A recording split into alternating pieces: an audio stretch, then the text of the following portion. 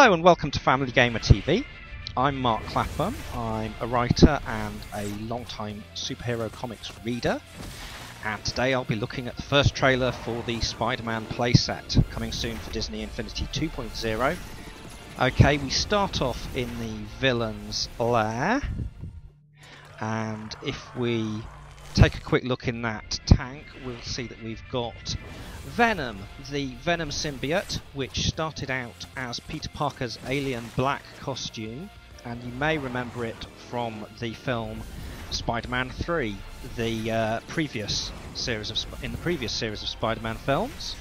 The Venom symbiote has been attached to various hosts down the years in the comics, and it has been cloned before, but not quite in, I don't think quite in the way we're seeing in this trailer. And if we roll forward a little bit, you see that's the Oscorp logo on the tank there. Norman Osborn's company, Oscorp, which is the sort of source of all evil in the current Amazing Spider-Man movies that you see in cinema, starring Andrew Garfield. And in front of that, there's Mysterio. The guy with the goldfish bowl on his head is Mysterio, an illusion casting villain, one of the original Stan Lee and Steve Ditko villains, I believe, from the very first Spider-Man issues. So, if we keep going, you can see this. We've got Dr. Octopus on the screen there, another classic Spider-Man villain, and then in charge of the whole thing, we have Norman Osborn, the Green Goblin.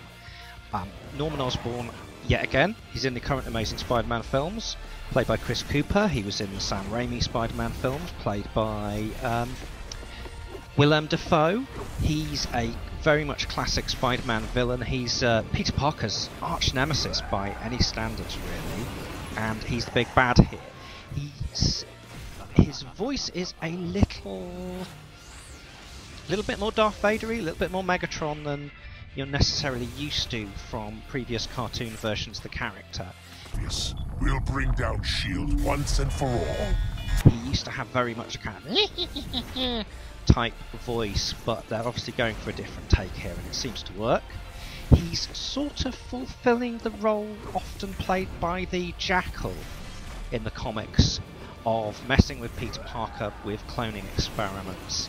It's an understandable switch. Green Goblin is a far more famous villain, and it makes sense for this game to go for the more accessible options. So let's keep going.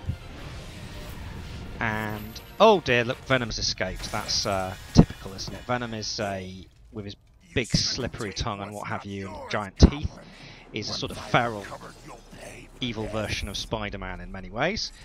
And this is the Spider-Man Playset. There's your logo, and New York. New York is a big part. It's a big character in Spider-Man stories in general, and here we see the citizens of New York getting turned into Venom symbiotes, getting possessed by cloned Venom symbiotes.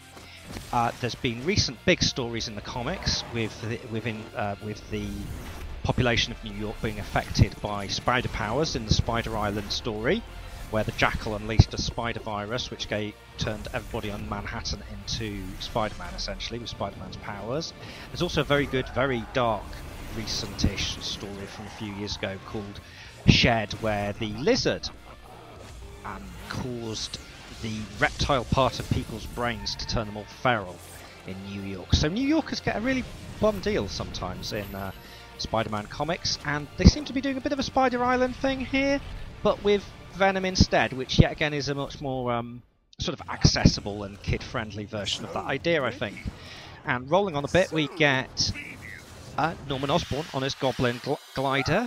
It's hard to tell in this quick shot whether he's wielding his traditional pumpkin bombs. And here's Spidey, swinging through New York, as you'd expect. It wouldn't be much of a Spider-Man playset if you didn't have Spider-Man, throwing some web shooters there. And our other characters, Nick Fury, very much in the mould of Samuel L. Jackson, who plays him in the Marvel films. Nova. Nova's not been in any movies yet, but the Nova Corps itself was in the Guardians of the Galaxy movie out this summer. So they sort of laid the groundwork for Nova to become a bigger deal. And I believe he's also in the Ultimate Spider-Man cartoon quite a bit, as is this next character, Iron Fist. Iron Fist, aka Danny Rand, is a martial artist, so we've got a character in Iron Fist who's a sort of head-to-head melee combatant, and we've got Spider-Man throwing his webs, and we've got Nova throwing blasts, and we've got Nick Fury firing guns. In this case, they're much more kid-friendly blast guns, but we've got a combination of sort of ranged and melee combat going on here, which is a good mix, I think. So there's Iron Fist. He's getting his own show on Netflix, which will be a much darker tone than this game, I expect. Back to the Green Goblin. Good little gag there with Spidey talking to the Green Goblin.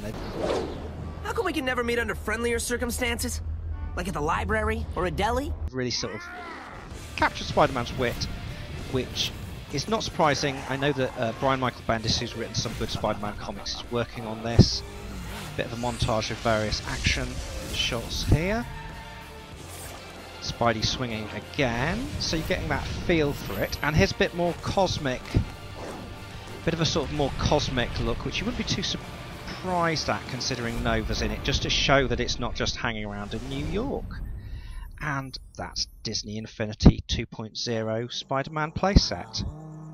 And then at the end here we get, this is probably Kunlun, the fictional Eastern Kingdom where Iron Fist got his power, and there's a nice little gag with Spidey at the end there. So it looks a lot of fun. There's you get Spider-Man and Nova to start off with, and should provide some good figures and some good gameplay. Thank you for listening. I'm Mark Clapham. You can follow me on Twitter at Mark Clapham, and please subscribe to Family Gamer TV on YouTube for more videos like this. Thank you very much. Bye bye.